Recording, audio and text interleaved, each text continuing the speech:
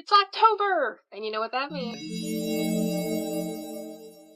Most of my life, my favorite holiday was Halloween. That's favorite secular holiday. The religious one's a totally different story. Halloween is usually the most fun for me because I love costumes. And being in, I guess it kind of figures I end up in theater because I love costumes. I would dress up in costumes and play movies and then act the movies out wearing the costumes while the movie was playing. And does anybody else relate to this? I don't know. Last year I was going through my pictures of Halloween costumes through the years, and I was just remembering all these stories that went behind these costumes. Maybe somebody else would find some of these costumes interesting and the stories behind them, so this year I'm going to take some of those costumes and show them to you and tell you about them and why I was wearing them, where they came from.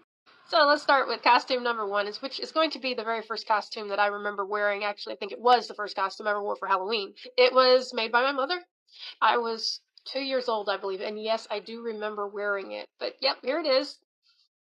You could buy fabrics, and those fabrics were printed with like a pattern, and you cut the pattern out, and then you sewed it together and get things like this.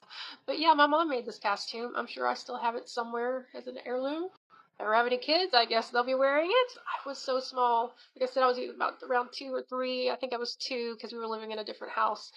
And I was so little that there was like no one there my age, and I was just looking up at everybody and thinking, this is kind of boring because everybody's ignoring me because I'm so small.